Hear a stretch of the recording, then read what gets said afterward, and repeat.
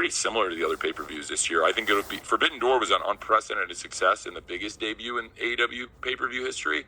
A lot of the buys were international, and the price point is obviously a little bit lower on international. I think this would be more total buys and a higher domestic percentage, so the revenue would be significantly higher than Forbidden Door. I'd expect it to be similar to Double or Nothing, but All Out last year was higher than Double or Nothing was last year. Double or Nothing this year was a high all-time for Double or Nothing, obviously. I don't know if we'll quite hit that, but I do think it's going to be in that range. So very good, given the competition that we've never faced before. This is kind of an unprecedented marker, in my opinion, but it's still the number is the number, and I have to face the competition out there. But when I compare myself to Jim Crockett Promotions this weekend, I think I got a taste of the same medicine Jim Crockett Promotions took. But I have a lot more fucking money than Jim Crockett did, and I'm serious. I'm not going to sit back and take this fucking shit. Tony, thank you for the time and a great show today. Thank you. And, you see your biggest, without a doubt, your biggest star, your biggest mainstream attraction, and he goes off the rails a little bit towards your EVPs, another one of your big young stars, and you as the leader of the ship, how do you try the best to fuse the entire situation? That is a dicey situation, and it is contentious and frankly challenging, but I have to do what's best for the sake of the company. And everybody you're talking about are great professional wrestlers with big reputations, people that and some of them have been around from the beginning of the company, some of them have been around just for about a year now. But the fact is, these are people that drive revenue and they help create jobs for everyone. So I'm not gonna comment on what you may have heard here, but the fact is, like I said earlier this week, it's no secret a lot of professional wrestlers don't like each other, but I think now it's probably more out in the open than it's been in a while.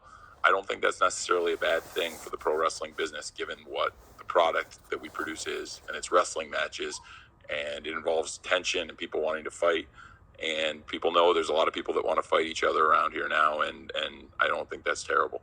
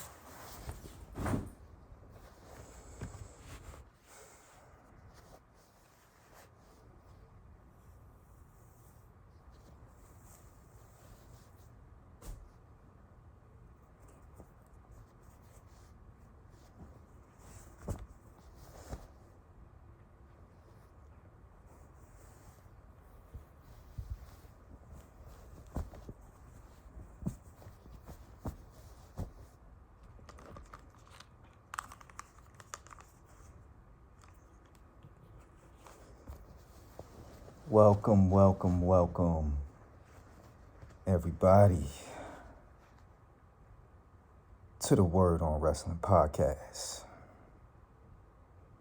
I am your host, Jerome Says Word.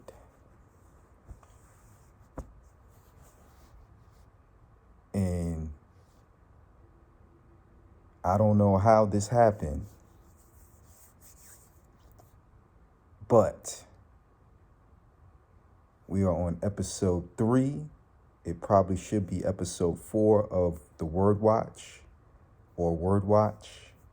And that's my bad. I ran out iPhone storage.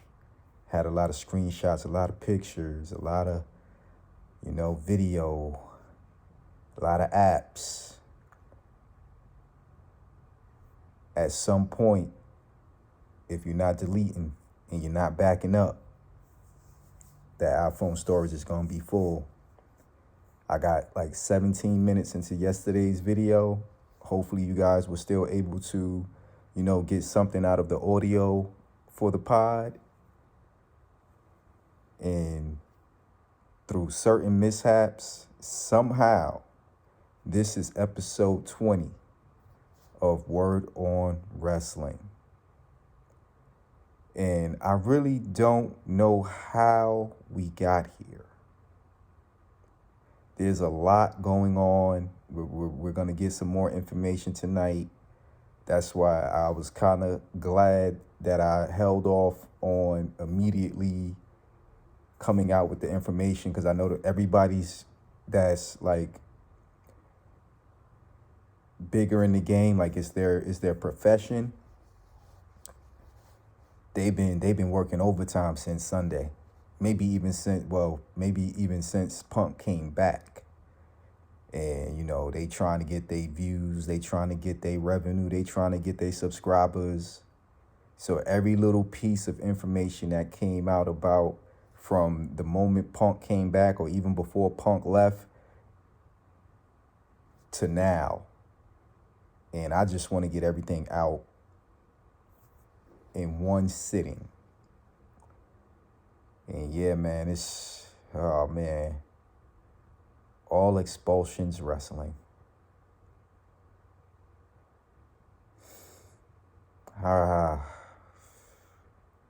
And it's like the original plan was for me to just go ahead and review the pay-per-view. But what would Word on Wrestling be without discussing some things? So you heard the intro. You heard the intro. And what I just did, if you watched All Out, you know what I just did. Maxwell Jacob Friedman is back, and no one is talking about it. Like let's get all the particulars out the way. All Out ran on Sunday night, which, as you heard, did not please Tony Khan that Worlds Collide ran Sunday afternoon and Clash at the Castle ran Saturday afternoon. But that's neither here nor there. He booked 15 matches. 4 on the pre-show, 11 on the main card.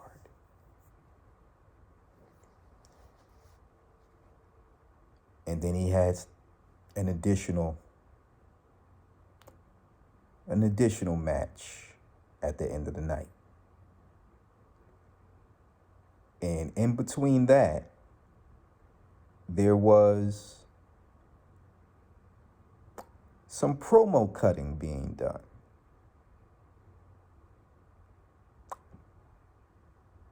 Just to keep it wrestling.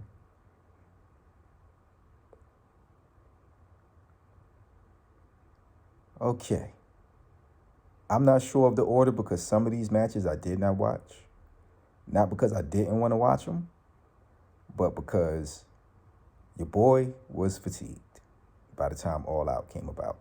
I probably still would have fell asleep at some point during All Out, but I definitely would have remembered more, and I definitely would have had time to go back and rewatch it to get all of the particulars and to get like true feelings about matches.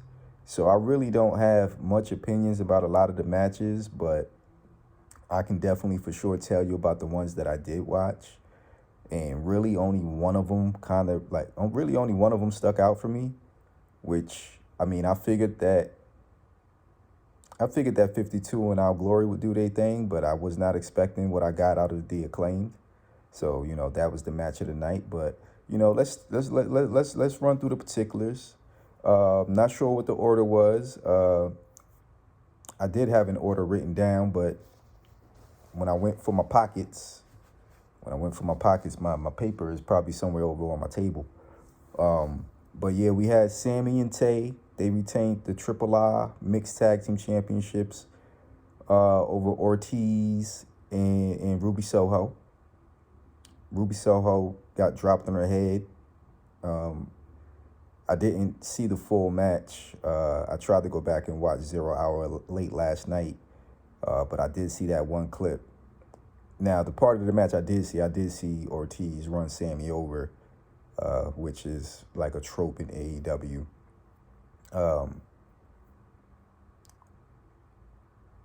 Hook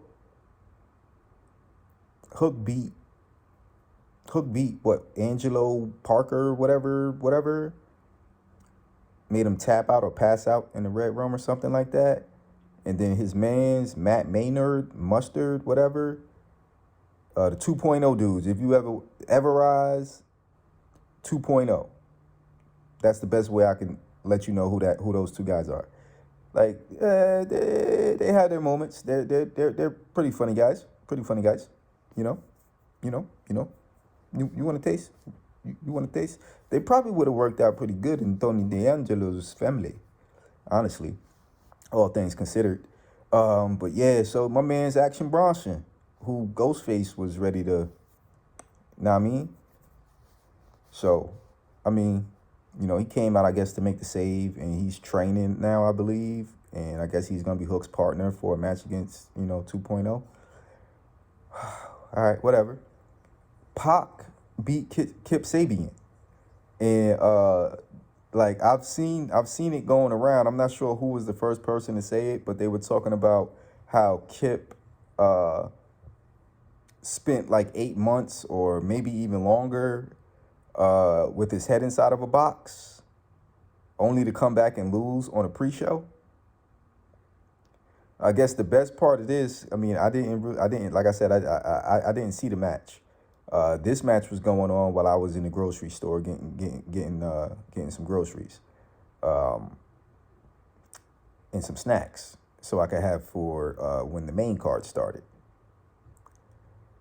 So Orange Cassidy came out, and Pac was like, nah, he wasn't having it. He's like, nah, man, I'm not defending this title against you, man. Get to the back of the line. Shout outs to Pac, man. I mean, Orange Cassidy is entertaining, and I like their match at Revolution. What was that? Revolution 2019? Revolution 2020. Yeah, Revolution 2020. Because it was right before everything, it was right before the world changed. And, the Double or Nothing match for, what was that, last year, Double or Nothing 2021? That was all right. The triple threat. They were both in it against Kenny Omega. It was all right. And then Eddie Kingston. Eddie Kingston beat Tomohiro Ishii. So they're 1-1. They're 1-1.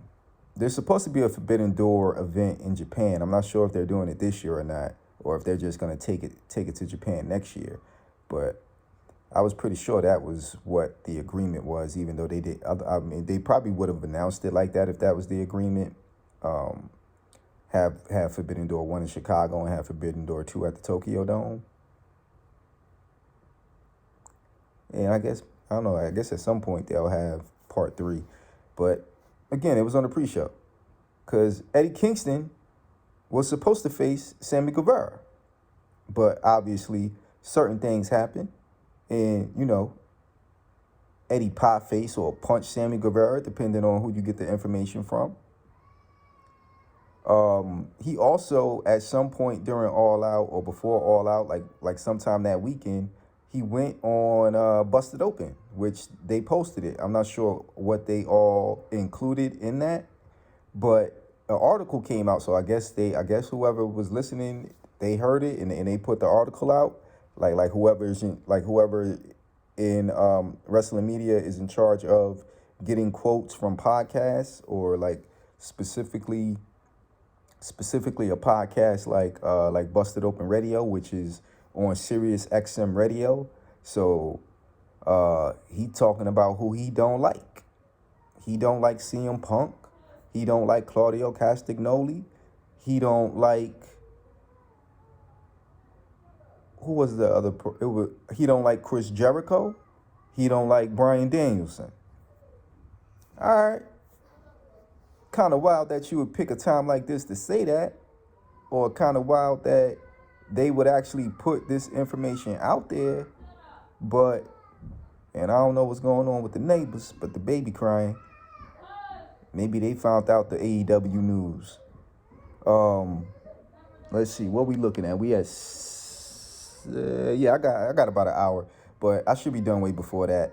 The video will probably be up by the time Dynamite is over. But the audio, like I said, it'll be available instantly on Callin, and then it trickles in on the other on the other on the podcast feeds, Apple Podcasts, Spotify, and Google Podcasts. Apple, I typically get that notification first, and then I usually get the Spotify notification. Google, I have no idea what Google Podcast got going on, because it takes a while for me to see anything, and I'll go refresh, and I don't know, it's like maybe 2 episodes, 3 episodes behind, something like that. I have no idea what the situation with that is. But yeah, man, I like, yo, I would have been like, look, Eddie, I can't put this interview out after everything that happened. But, you know, it is what it is. So let's shift on over to from 0 hour. Let's get into the main card. 11 matches. We open up with the casino ladder match.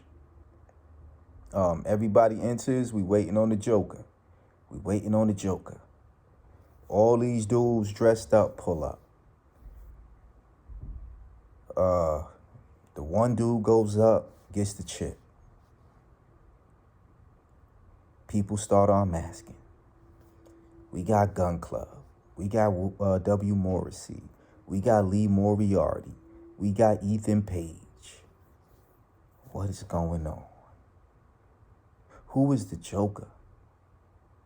Reveal yourself so we know who is wrestling the winner of tonight's main event at Grand Slam, most likely Grand Slam, for the AEW World Championship. And it's Stokely Hathaway. No way. Stokely Hathaway won the world title shot? But wait, there's more. Music hits. Music that you're not familiar with. And obviously, I should have spotted it, but I didn't pick up the mannerisms. And I actually was on Twitter, a guy that I was actually in e-wrestling fed with back in the day, late 90s, early 2000s, I want to say. Aaron the Relentless. Aaron, a.k.a. Aaron the Relentless. He pointed out the shoes. And I was like, nah, MJF shoes too pointy. This dude's shoes is kind of round. So he was like, yeah, he had to go with the utilities. And I'm still not thinking it's MJF. I mean, by now you already guessed it, but I'm not thinking nothing of it. So boom, we get the trios. He hands the chip to the guy. And, you know, the guy, they want him to take his mask off, but he doesn't. He fakes it, and he dips up out of there. So it's like, all right, maybe dude gonna show up Wednesday in Buffalo. I'm asking Buffalo. That'd be dope. That'd be a dope way to start Dynamite, or a dope way to end Dynamite. Still not thinking nothing of it. Trios title match happens. The Elite beat the Dark Order and Adam Page. There's like miscommunication with Adam Page and Dark Order. Adam Page he hits a Dark Order member. Whatever. Everybody knew the Young Bucks and Kenny Omega were gonna become the first trios champions. And excuse me. It probably I got chicken waiting on me cooking. It finished in the air fryer before I started recording. But yeah, we're gonna have some news. We're gonna have some news tonight about that. About the first trios world champions. I'm not sure what the order was, but let's get through this. Let's see. Jade beat Athena. She retained the TBS title. That's 3. Wardlow and FTR. They beat Jay Lethal and the Motor City Machine Guns. That's 4. Satnam Singh and maybe Sanjay Dutt was out there. I don't remember. But I do remember Samoa Joe coming up out there and, you know what I mean? Welcome back, Samoa Joe. Let's see. What else happened? What else happened? I'm trying to get certain things out the way. Which I wish I wasn't getting the Jade match out the way, but yeah. I had to get that out the way. I need to watch Jericho versus Danielson. Jericho beat Danielson. That I don't, like I said, this is out of order. But what, I'm just counting off how many matches. So that's 5. What else did we have? Oh, yeah. Yeah. Darby, Miro, and Sting beat the House of Black. And coming into this, the stories came out. Malachi Black requested his release. He was stating mental health and how his character and creative and stuff like that was going. Then the news came out that everything got smoothed out and that he was going to stay with the company. But he did like an emotional goodbye. He took the pin. Darby pinned him in the Last Supper. Like that, you know, kind of not a roll up, but like a pinning combination. And he bowed and blew a kiss to the crowd and everything like that from my understanding of the reports, because I saw the pin, but I didn't really, like, I don't know what, I had a lot of things going on. So I didn't catch if they did have anything like him taking the bow and blowing kisses to the crowd on camera or nothing like that. But a picture was circulating of ringside where he had the House of Black huddled up, and everybody was saying that it was emotional. Since that time, it has been reported that he has been granted his release, a conditional release. And Tony Khan he tried to retain him. But I guess ultimately they came to a decision, put some conditions in place. So, you know, he's not going to be popping up on SmackDown 2 days from now, or popping up on Raw, or even like hitting up NXT or anything like that in any time in the near future. So definitely, you know, well wishes to Malachi Black. What's that? That's 6 matches. So we still got 4 matches. We got 4 matches in the main event. Let's see. What other matches did they have? Let's see.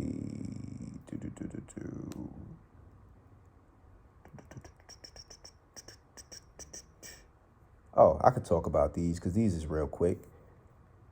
Will Hobbs, Powerhouse Hobbs, beat Ricky Starks. It was rather quick. Should it have been that quick? I don't know. I think they should have been given time to do their thing. I figured Hobbs would get the first one, but I didn't figure that he would get the first one like that, especially not on pay-per-view. Like, they could have did that on TV, but then again, they already did that with Moxley and Punk. Christian Cage beat Jungle Boy. And the only offense that Jungle Boy family got off was a slap to Christian's face when Christian made his entrance. Jungle Boy ain't get no wins in this casa, because he looking for Luchasaurus to come out of the face tunnel. He got his back turned. Luchasaurus come out the heel tunnel. Choke slam him into the pyro grate. Decimates this dude. sends him through a table at ringside. Christian Cage worked everyone.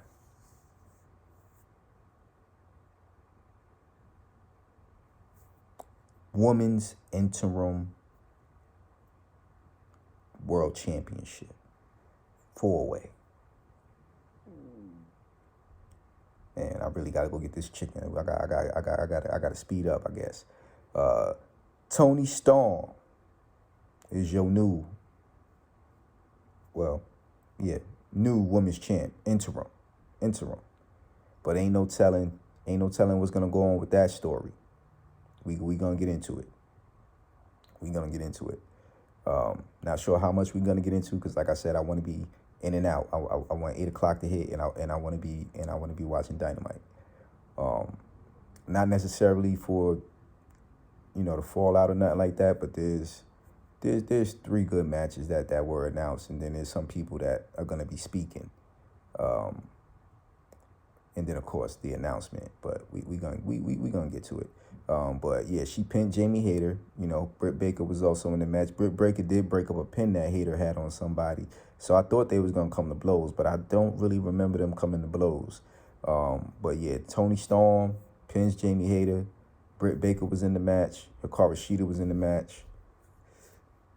It is what it is. So now we got the tag title match. Now this match, I could say what I want. As much as I be like, 52 on Our Glory, dudes did their thing. I ain't gonna front, man, but they wasn't the stars of the show. They did a good thing by recognizing the crowd, like what the crowd had going on, what the crowd saw. They fed off that energy, because the crowd, everybody loves the Acclaim, and so does Tony Khan. So they flipped heel. Not really. They ain't, it wasn't a heel turn, but they worked a more heel type type of match, but it wasn't like no heel turn or nothing like that. Cause Keith Lee, he tried to get the pop with the scissors, and Bowens gave him the scissors or whatever, and crowd won't feeling it. Swerve won't feeling it. Swerve got out the ring when he seen that or whatever. So I don't know what the situation is there. He playing it up, but I'll tell you why I don't think he was playing it up. I think he was like really pissed about how things played out. And 52 is 52, man. Like we should y'all know what happened back in June. Around Juneteenth weekend, no less. Maybe even on Juneteenth. So, I mean, y'all know what it is. Y'all should already know what it is. I mean, I ain't gonna say the man can't wrestle, because the man could wrestle. But at a certain point, you gotta check yourself in. You know what I mean? Shoot, I know I probably still got it from time to time, where I be like, I'm that dude.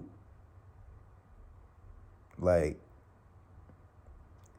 the old me would be like, why y'all listening to these other podcasts? Why you ain't listening to Word on Wrestling? Why you ain't listening to Wrestling Opinions, Real Discussions? Because that's what we have over here. And it's not just Wrestling Opinions, Real Discussions. It's Wrestling Opinions, Real Discussions, exclamation point. Name 18 other podcasts better than mine. And then y'all start naming them shits, and I be like, I actually listen to some of those. You know what? You're right. All right, my bad. Let me back off a little bit. And then I come back a few months later. Like,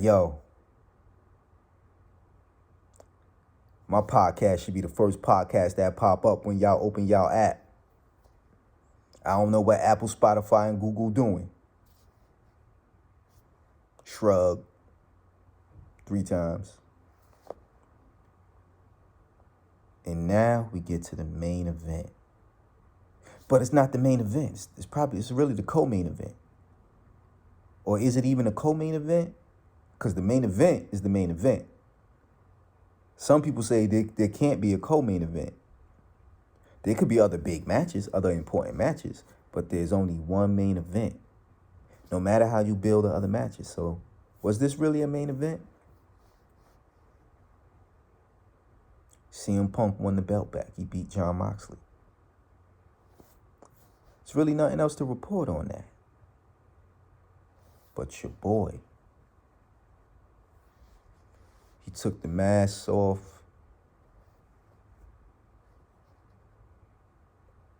put the scarf around his neck, and made his presence in front of this crowd out here in Chicago, in CM Punk's town. MJF returned, and nobody's talking about it. So then we get to the media scrum. Wow, I actually made it here in a half hour. The end, like pretty much the end of the media scrum is what you heard at the intro of this podcast or at the beginning of this video. And that's something that stuck out with me. And I feel like a lot of people aren't paying attention to what Tony Khan said. And I'm just like, given everything that took place, like, we don't really have to get into Punk's part too much because we already know how that all went down. Talking about Colt sharing a bank account with his mom's. A lot of people share bank accounts, bruh. So I ain't even gonna hold you. I don't know if you was trying to use that as a dig. I mean, you could have said he was still living with his moms, even though there's adults that still live with their parents for one reason or another. It is what it is, but I mean, you could have said he lived in his mama basement, like jokes like that, or say a dig like that, like without knowing the circumstances, you could laugh at that. But yo, you share a bank account with your moms. I don't know, man. You brought that out there. You used the mom's government name. That was a little. I mean, now if she was doing something shady with the money that you was sending for Colt to pay his bills, and Mom Dukes was doing something shady, that's one thing. But if she just sharing an account with her son, cause I don't know, man. A lot of people don't Cash App, Zelle, Venmo, PayPal. Sharing the bank account is the easiest way to probably, make money moves. Like say for example, it's like, yo, I got my account connected, my personal account connected to an account that I share with somebody. Or let's use Mom for instance, since that's what he used. And I want to send my mom some money, or she want to send me some money. We share that account. I transfer some money from my personal account, throw it in the shared account. Hey, Ma, it's X amount of dollars in there for you. Blah, blah, blah. Or if she need to borrow a few dollars, I ain't got to scramble. All I got to do is make sure it's inside that shared account. She get the bread.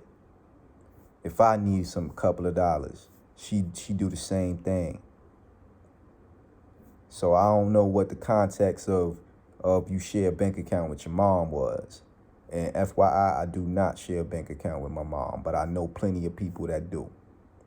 I shared a bank account with her when I was in high school and when I was in college. Because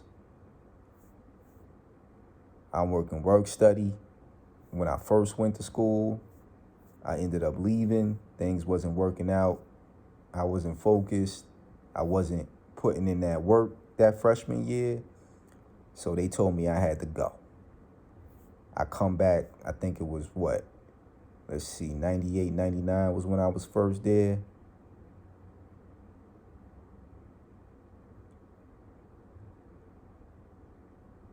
So I went back maybe 5, 6 years after that. because I went in at 18. I dipped out at 19. I came back. Well, no, never mind. I didn't turn 19 yet. I left right before my 19th birthday. That's when spring semester ended and finals and all that ended. So I was home for my 19th birthday. But I went in there. I went in there not long after like a couple of months after my 18th birthday, because I went to a summer program right after. I turned 18 in May, graduated in June. The end of June, I was in the summer program, and that ran to like the end of July. The end of July or the middle of August, something like that. So I'm still kind of fresh 18-year-old, and then I didn't do what I was supposed to do. So I go back. Yeah, it was 6 years. Man, yeah, it was 6 years. I knew I wasn't tripping. I did the math in my head, but then when I said my ages, it kind of bore. Yeah, because I went back in 04, 05. Fall 04, spring 05. Like, I did try community college in between, and community college just wasn't hitting for me. It'll probably hit for me now because I don't need to be in that social environment. But at 18 and at 24, I still felt like I needed that community, and I needed to make it easy on myself to be able to get to and from class. Plus, I wanted to be back out the house, get my freedom back, reassert myself. I mean, I had freedom when I was back home, but, it's not the freedom of coming and go. I could come and go as I please, but not to that. If I was wilding, I probably was going to have to hear about it. So, yeah.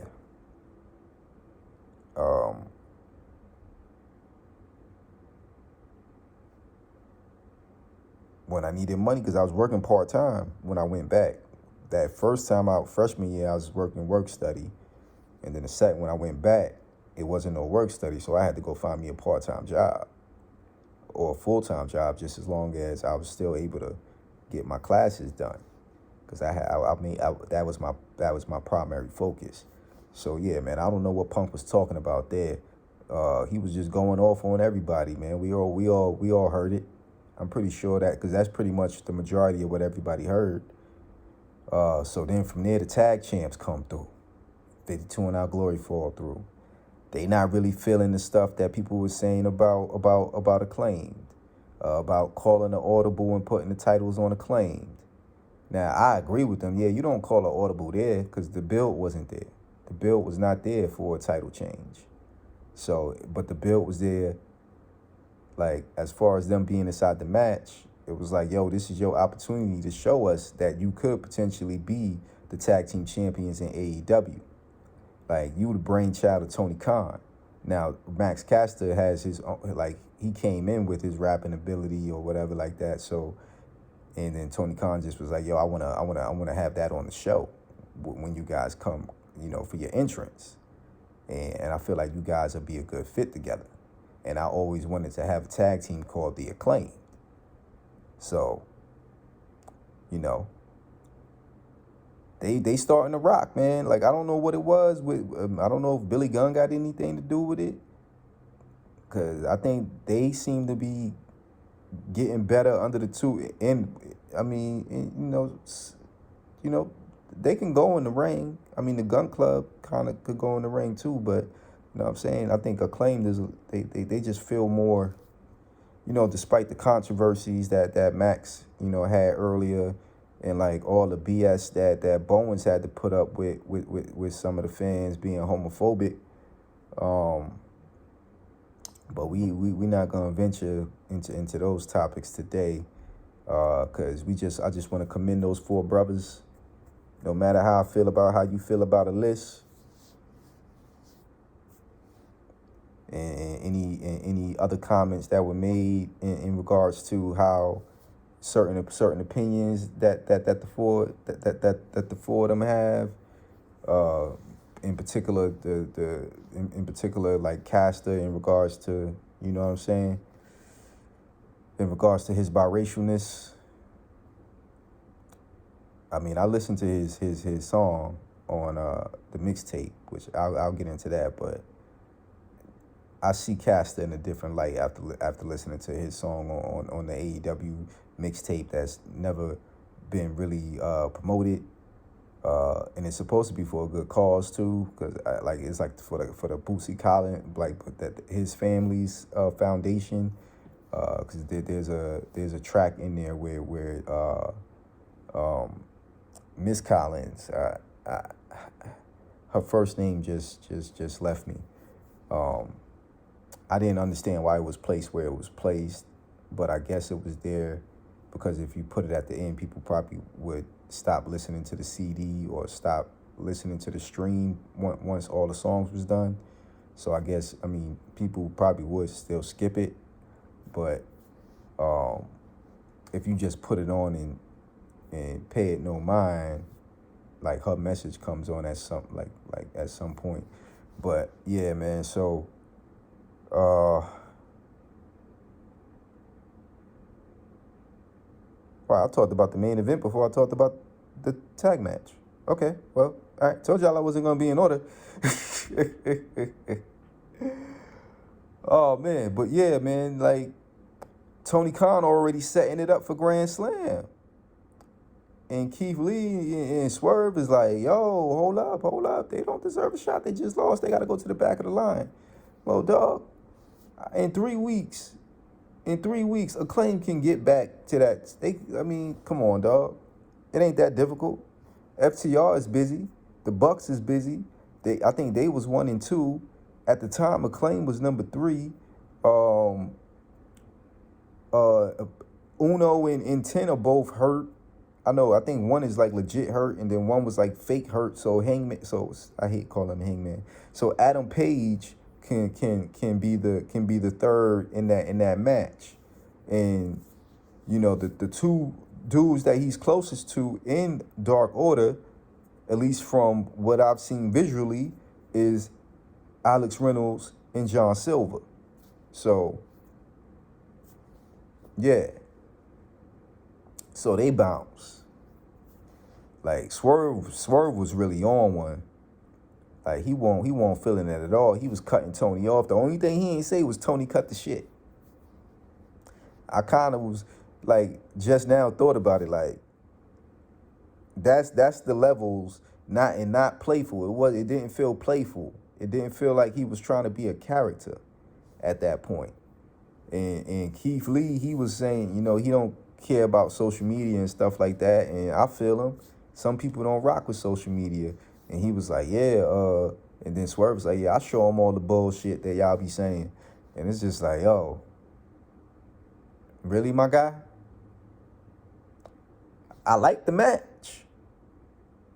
I liked a lot of the podcasts that you went on and got interviewed on, and you told your story, and I'm like, yo, man, he grinded to get where he got.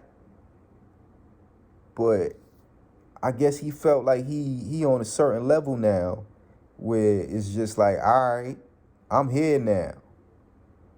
Bet. Give me mines. And it's like, dog, you still got work to do. You still got work to put in. Man.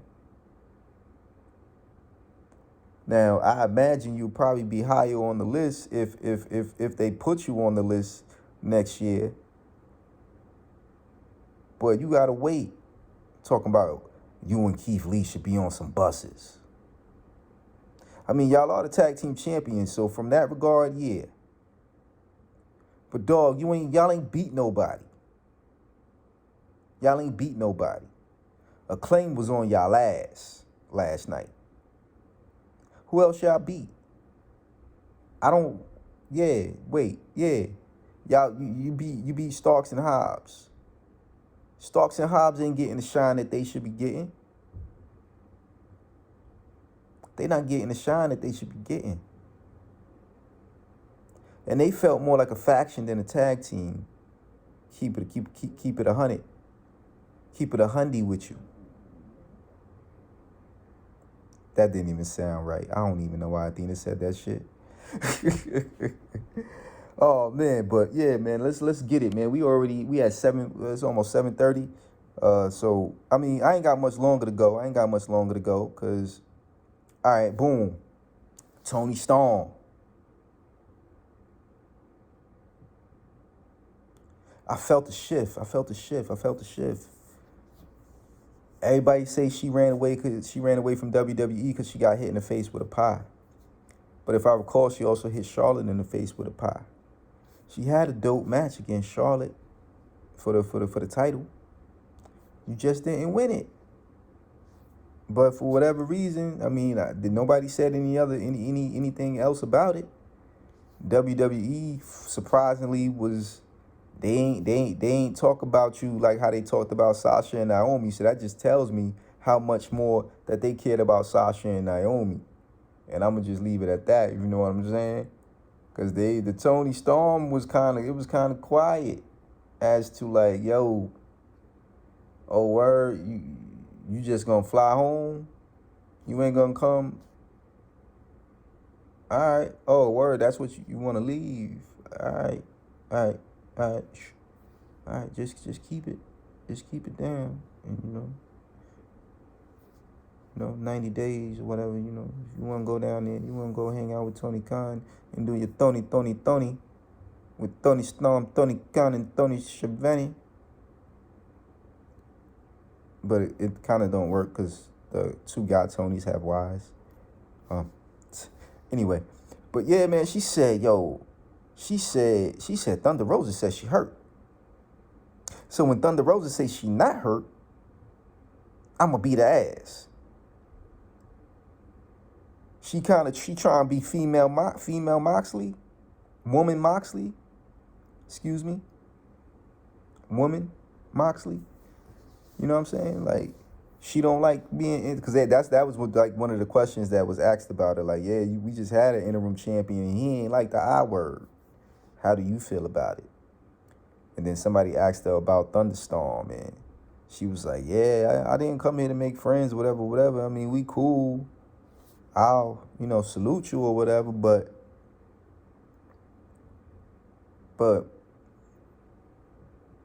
I'm gonna beat your ass. Like, and it was like, oh, word. So then it takes a while. Tony's just sitting there. We don't know who's supposed to be coming. And then I think he reveals that it's going to be Chris Jericho, and he gets on his phone and texts. You know what I'm saying? Like, yeah, he's like, yeah, Chris is big. Chris out here big leaguing us, whatever. So, I ain't thinking nothing of it. So, Chris, Jericho being Jericho, he speak his piece. He say Vince McMahon wouldn't put up with a lot of, what's going on in AEW right now. And I don't know how Tony's just sitting there. Like, I'd have been like, yo, bro, what the hell you bringing that up? So everything ends. And then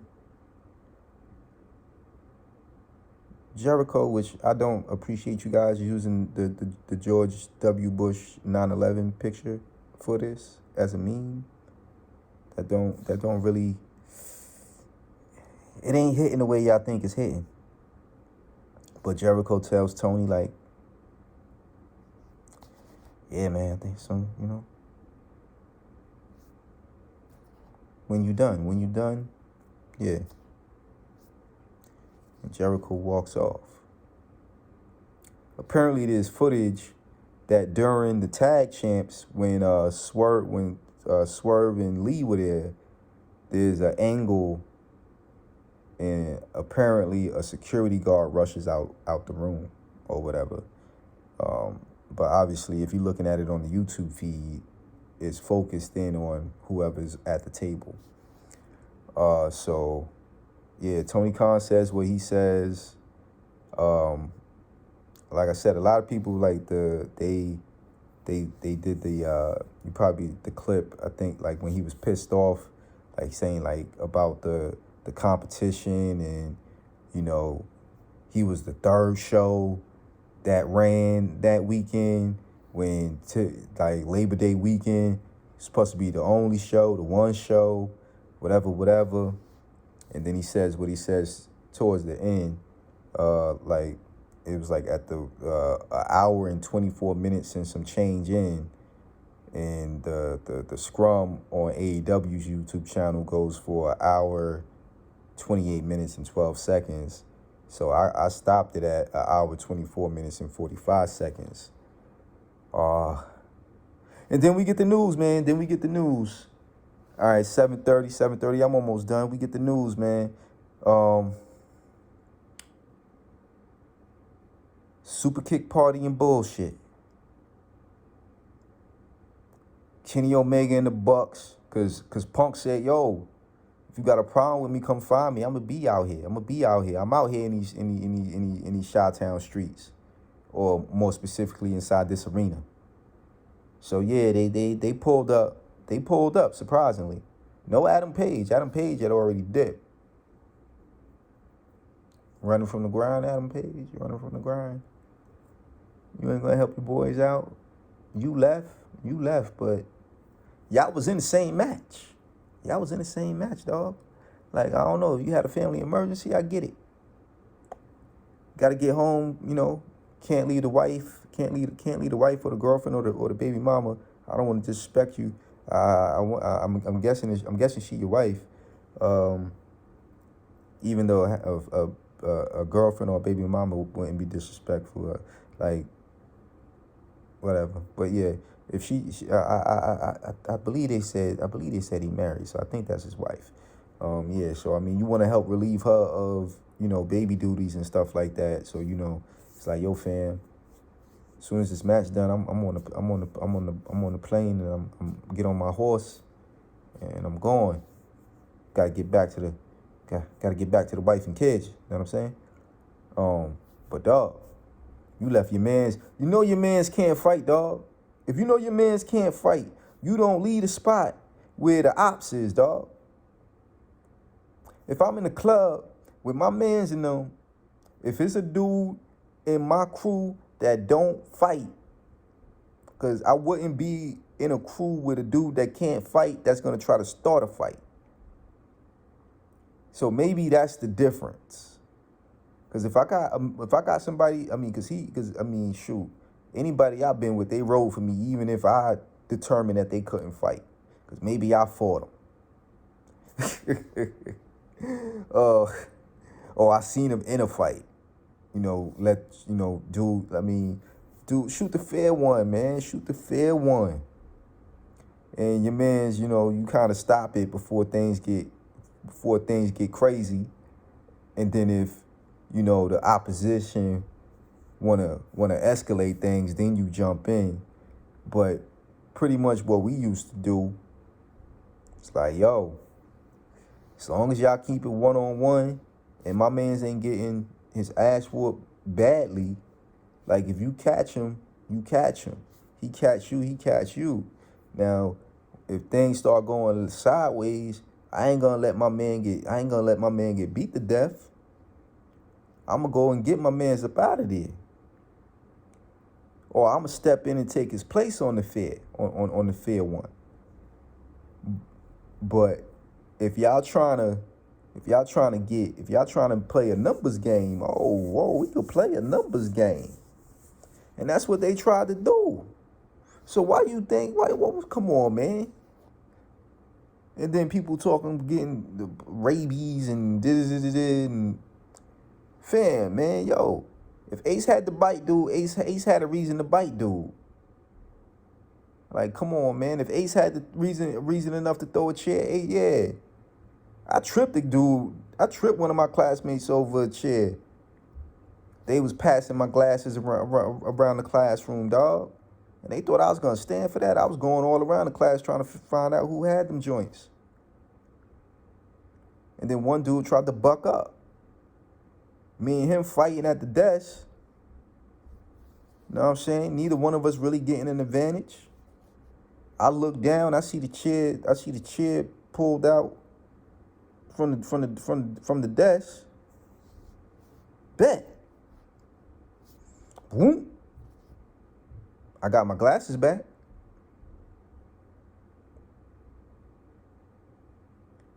But yeah, man, apparently apparently CM Punk snuffed one of the Bucks.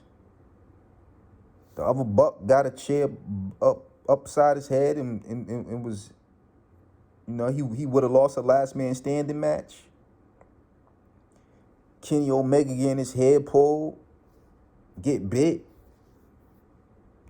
Know what I'm saying? He said, his wife was in the room with the dog.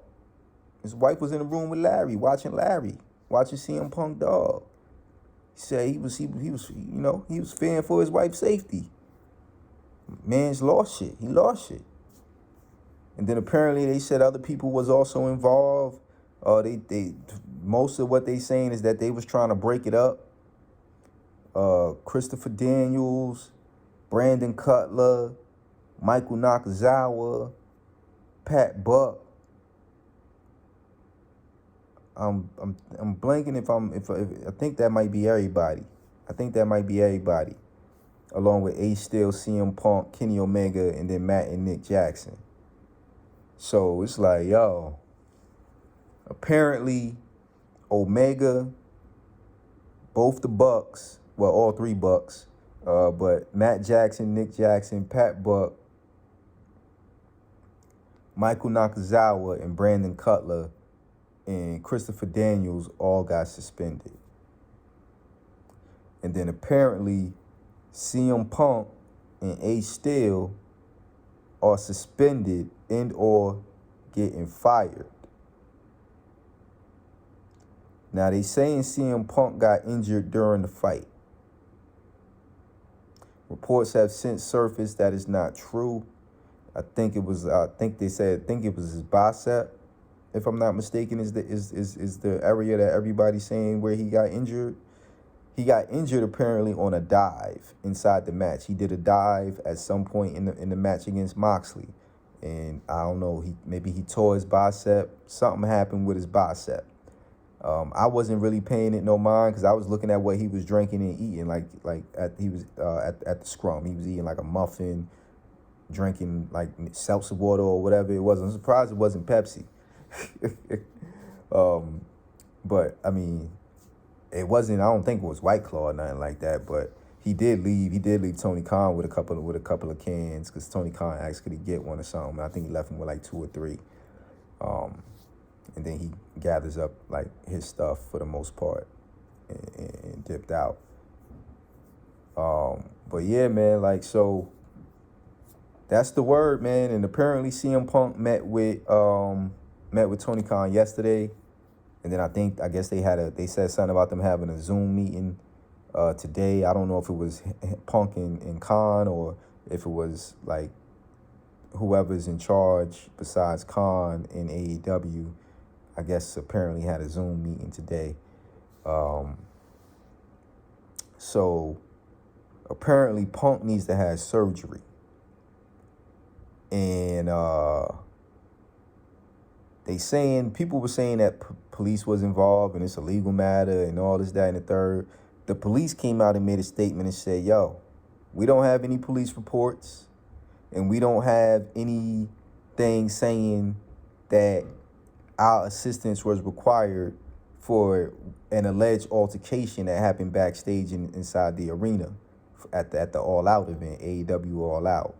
The only response that we made to that arena that night was a family issue inside the audience. So that was the police, but there is a third party that is investigating the situation. So I'm not sure if it's an ongoing investigation or if they concluded the investigation. Like I'm guessing the investigation is ongoing, and then this is just Tony Khan and whoever else in AEW coming to certain decisions about certain people.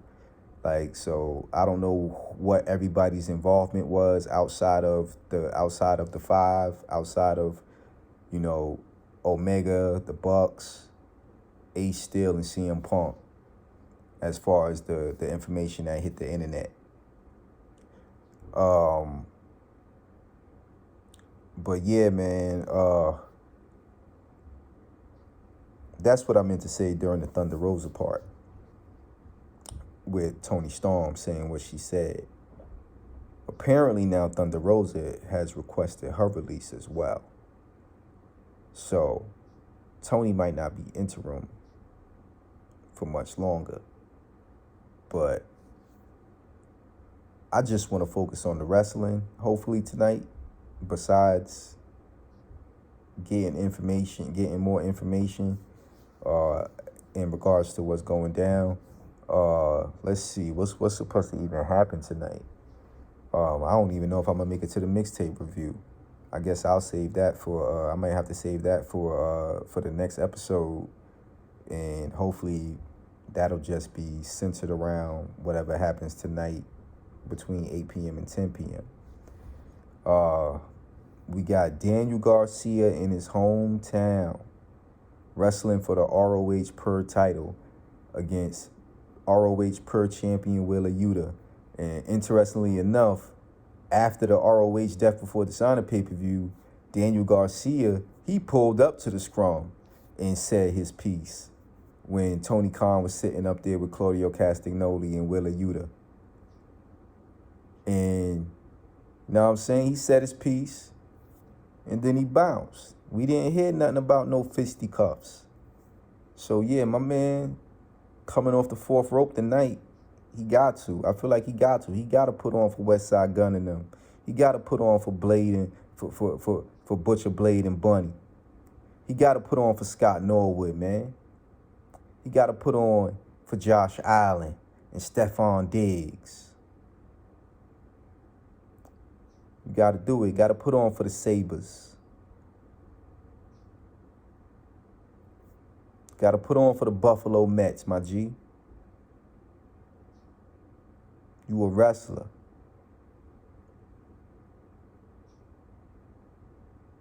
You a wrestler, dog. I like Wheeler Yuta, but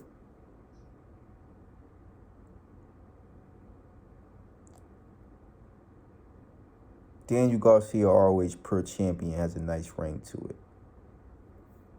Tony Storm wrestling in a women's title eliminator against Penelope Ford. Penelope Ford was one of the names that she did say that she wanted to wrestle. She said Jamie Hayter, Penelope Ford, and I think she might have said Red Velvet. And then, no, Anna Jay. She said Anna Jay. Tony Khan said Red Velvet, even though right now she's injured, and Tay Conti. And then through the end, like, of her part, Serena Deeb's name finally came into the fold, and then Tony Storm said, yeah, that's the name that she was thinking about. But yeah, Penelope Ford wins, she would get a AEW Women's Interim Championship title shot or a AEW Women's Championship title shot. So, and then the other match, Best Friends, you know, Trent, Chuck, and Orange Cassidy against Death Triangle, Phoenix, Penta, and Pop. 3 matches. I imagine they're going to book some other matches on the show, but we also got MJF. MJF on the show to speak for the first time since he told Tony Khan to fire him and called him a fucking mark. The funny part is that got bleeped out because he said mark, not because he said fucking. And then a guy that's not even supposed to be on the show. He was supposed to be off. It's supposed to be his off day. Tony said, I need you. Chris Jericho, off his win over Bryan Danielson, is going to address the AEW Galaxy. And then they said Moxley, who also wasn't supposed to be there, is going to be there. And then they hit us with the Tony Khan huge announcement. Even though they didn't say it like that, because normally they say huge announcement. But he tweeted out, and then they had the graphic. He's going to address the situation in regards to the AEW World Championship and the AEW Trios World Championships.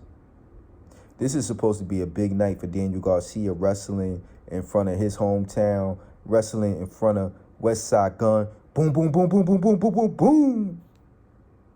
Griselda Records. Griselda, man. Hitler Wears Hermes.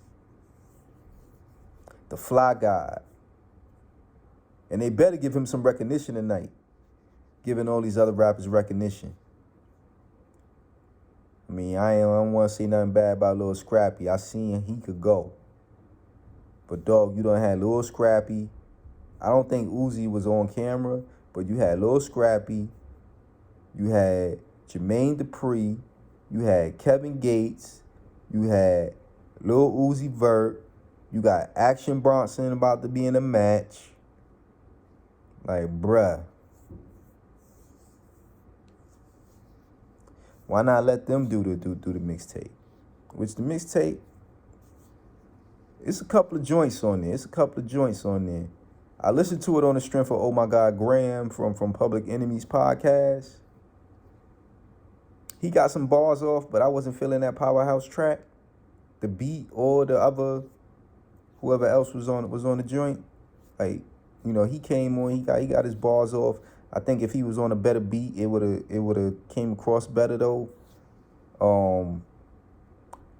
They tried to sell it as a CD, and I don't know why they did that and delayed it going to streaming services. The promo behind it was weak. The only people promoting that really pushed promoted the album was people that's on it, that was people that was on the album.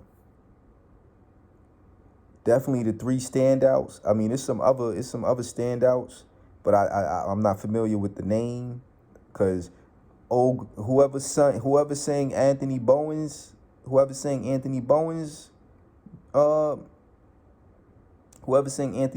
song, Shorty, whoever wrote the lyrics, whoever produced that. But like, in terms of like, I mean, it was some stuff that had some bops on it. Like the Sunny Kiss joint was a bop, even though it wasn't hip hop. My first knowledge of that this was happening was I thought everything was going to be rap and hip hop, but it's not. So it's some stuff on there that kind of some still hit with me and made me bop. Like, I thought the Jay Cargill joint was gonna have me like, but I mean, I know she's of Jamaican descent, but even with that, the vibe, I vibe to some of that, to some like reggae or Caribbean music.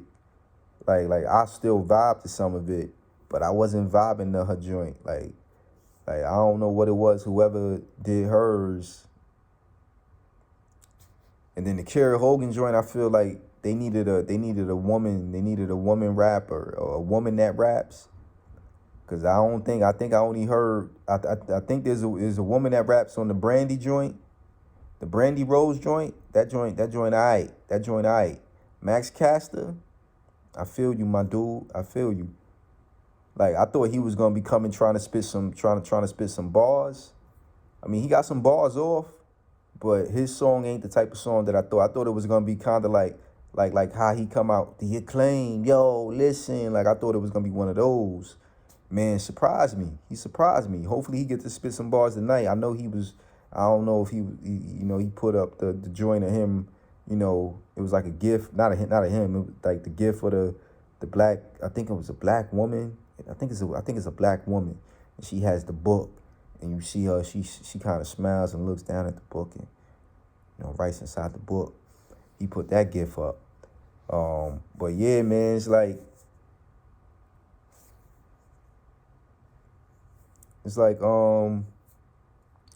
what else? I already mentioned the Bones track, but I'm like Legend, not allegedly, Legend, the Mark Henry joint, the Scorpio Sky joint goes up, and I'm trying to think if it was a third one that really had me like, yo, I could replay this. Like, I got a whole thread on Jerome Says Word. Cause the way I did it was like I could listen to 12 of the 16 tracks. It's 18 tracks, but it's an intro from Bootsy, and then like somewhere toward the middle, his wife, talks about the situation with her family. Family member passed. I think it was like a mouth infection or a tooth infection. Something happened, and they had it was like antibiotics and painkillers, but whoever it was in the family couldn't afford the antibiotics, so they just got the painkillers, and they ended up passing away. So I believe the money is supposed to go to the foundation to make sure that it was. I think the way she explained it was to make sure that people are able to afford to afford their medication. So, I just wish more effort was put into this project. Like, I get we was in a time, like, I don't know how far ahead a lot of the songs were recorded. I don't know when things went into motion. Cause if I'm in AEW music department, I'm telling Tony Khan, yo, rent out a studio in Jacksonville or buy a building so we can put a studio together. We could build a studio, or rent one out. That'll probably be that studio's biggest payday. Get them a decent amount of bread to block off however much time you need. Go ahead and get some hotel rooms for these people. I wouldn't bring back everybody, but I would bring back some of these talented musicians, rappers and singers, and producers.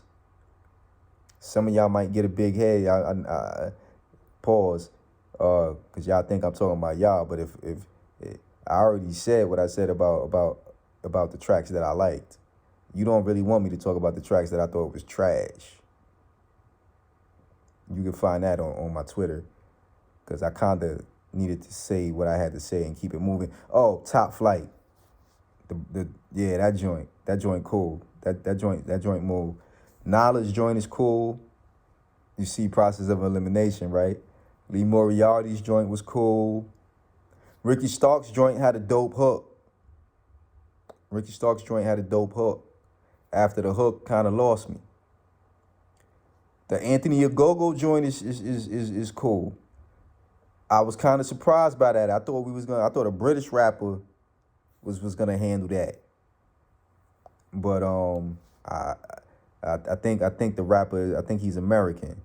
But I was like, damn, I seen the Fish and Chips. I saw the title and I was thinking like, yo, I want to hit, British rapper is about to go. It's a British rapper about to go off, but I ain't hear no accent. So I think dude is American. I was like, damn, like I wonder how it would have sounded with a British rapper. And like I said, the Kira Hogan, that joint needed a woman spitting bars. Who else? Is this one that it's one that I'm definitely, the Red Velvet. It's the first song that comes on after the intro. That joint. And like I said, I was bopping to the Sunny Kiss. That's not my lane, but if you listen to the Beyonce album, if you like the Beyonce album, because some people try to say they don't like the Beyonce album, but if you like that vibe of music, like I'm not putting Sunny Kiss on the level of Beyonce musically, because obviously Sunny Kiss does have a day job. But if I'm listening, I'm you know what I mean? Like if I just put it on, I'm not pressing skip on the Sunny Kiss joint. Damn, am I missing anybody? That might be everybody. See, and it would have been dope if all this talent was, so my bad, it's two of them. Process of Elimination, y'all probably know the two. One is is it at the beginning? And it might be more toward it's probably toward the back end of the beginning. And then the other one is like right before you get the Scorpio Sky joint. I'm making this too obvious. My bad, y'all. I don't, cause it ain't got nothing to do with any type of wrestling ability or the person, because one of them I don't bang with, and then the other one I kind of bang with. As far as like when I see them wrestle. So, and like I wanted to like Ricky Stark's song. That joint came on fresh, no socks. And I'm listening to the hook. I'm like, yo, this is fire. And then the verses hit. And I was like, damn, I wanted to like that one.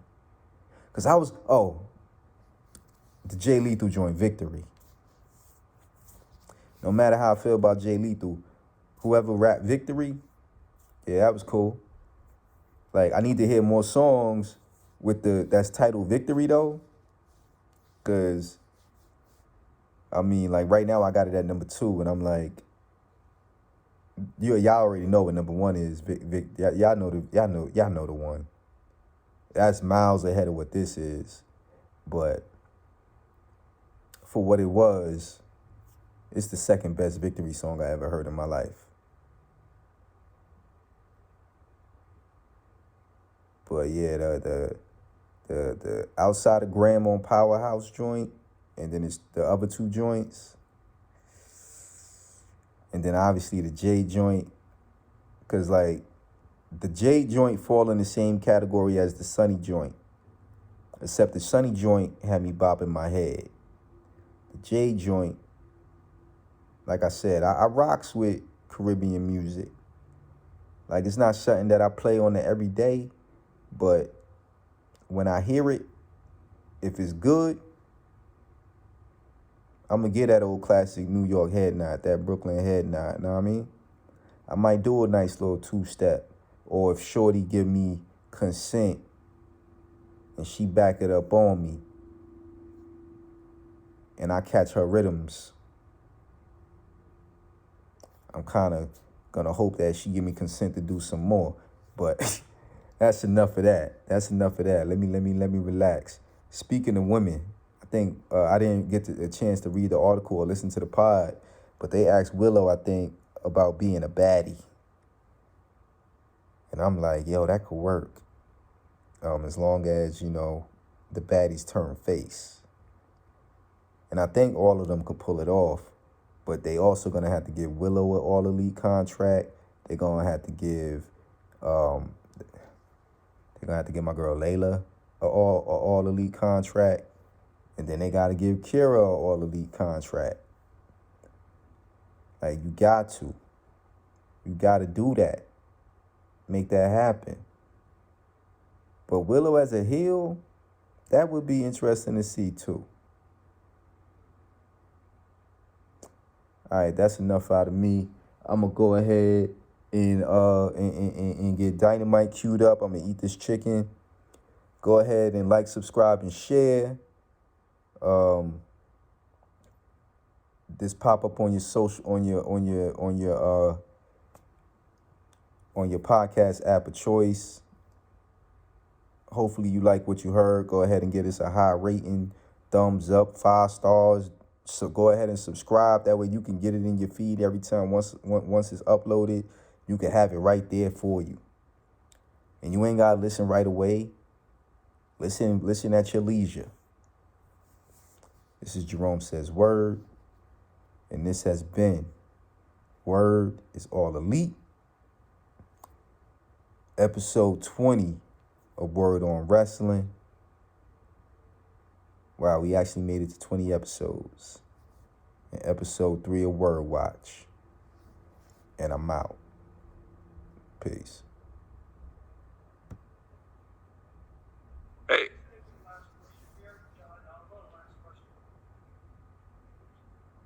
I would just like to dive a little deeper into specifically the Elite and the contributions that they've had to your company as EVPs and helping you get the company off the ground there. And as you've brought in different attractions throughout, roles have shifted in some degree one way or another. Where do they currently stand within your regime here in AEW? Have their roles changed in any capacity as some of these things have unfolded? No, I think those guys have been key people in the planning and the organization of the shows and involved in the business from day one. And I think the business has grown and I've had to take on more, but I think those guys have taken on strong roles. And you saw tonight what an amazing match they put together on screen. And they have huge behind the scenes contributions in terms of the business and different aspects, whether it's Kenny and video gaming and important revenue streams that we're driving, and the Young Bucks and many things, mentoring and the leadership they provide. And it was a big milestone tonight. I don't want to take it lightly. Like, it's very cool to me that Kenny Omega is the first Triple Crown champion in AEW history. I think it's really cool to have somebody who's been the world champion, a tag team champion, and now the first trios champion. And it's a very cool way for Kenny to come back. And I think Kenny Omega and the Young Bucks is one of the best acts in professional wrestling, and behind the scenes, incredibly valuable people too. AJ, do you have anything for me? Did you? I just want to make sure you're up, you stayed late, and you seem like you wanted to say something. That's it. AJ's awesome, and I want to make sure he gets it.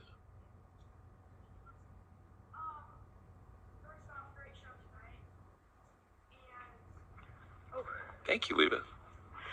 I'm going to repeat it if the mic didn't hear it. Sure. Thanks. First off, great show tonight. And another thing that people didn't see tonight Shout on out to TV AJ. was the debut of Larry running out into the arena before the show. What was the reaction from you and backstage to Larry running out on stage? Well, Larry is a live wire, and that was a live moment for the live crowd if there ever was one. I'm glad he didn't run out when there was wrestling going out there, and but luckily CM Punk got control of the situation and wrangled him in there pretty quick. But Larry got a taste of the live crowd. I don't know. Larry likes. I think Larry's like a sheep herding dog. Is what Phil said. He likes to herd people and keep them. So to see that many people, he must have been like, "Oh man, there's a lot of people." Like, likes a lot of people in one place. Kenny Omega, so I thought he had a Nick good Jackson, time. It seemed like he had a good time at the show tonight. When he arrived, he was in good spirits, Larry. Thanks, everybody. Hey, great time. Thanks, everyone, for coming. I always really appreciate it. And thanks. And hopefully I'll get to see some of you soon at our next scrum. Thanks, everyone.